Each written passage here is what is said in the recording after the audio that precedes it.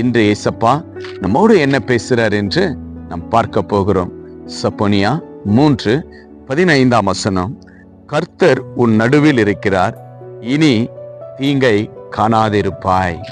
பிரியமான தேவச்சனமே, அநேக தீங்குகள், அநேக விபத்துகள், அநேக போராட்டம், நான் எங்க போனாலும் எனக்கு அநேக தீங்குகள் காணப்படுதே என்று சொல்லி கலங்கி கொண்டிருக்கிற அன்பு தேவ பிள்ளைகளே, ஆண்டவர் இன்றைக்கு உங்களை பார்த்து சொல்றார், மகனே மகளே, இனி நீ தீங்க காண மாட்டாய்.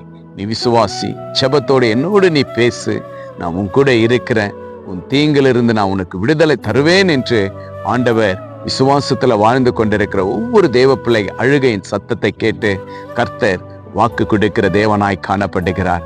பிரியமான தேவச்சனமே, இஸ்ரவேல் ஜனங்கள் அடிமைதனத்துல அநேக தீங்கோடு வாழ்ந்து கொண்டிருந்தாங்க, அநேக துக்கத்தோடு வாழ்ந்து கொண்டிருந்தாங்க, எவ்வளோ ஜனம் அழுது கொண்டு வாங்கியிருந்தாங்க. ஆனா ஆண்டவர் அந்த தீங்கிலிருந்து கர்த்தர் விடுதலை கொடுத்தார். அந்த தீங்கிலிருந்து விலக்கி ஆண்டவர் இஸ்ரவேல் ஜனங்களை பாதுகாத்தார், வழிநடத்தினார். இன்றைக்கு பிரியமான தேவச்சனமே, உன் வாழ்க்கையில இருக்கிற தீங்கிலிருந்து கர்த்தர் விடுதலை கொடுப்பார். இனி நீங்க தீங்க காண மாட்டீங்க. இயேசு கிறிஸ்து இரட்சகரை நீங்க விசுவாசிங்க, அவருடைய வார்த்தை உங்க உள்ளத்துல வையுங்க, ஜெபத்துல உறுதியாயிருங்க, தேவனுடைய வார்த்தையை நீங்க விசுவாசிங்க.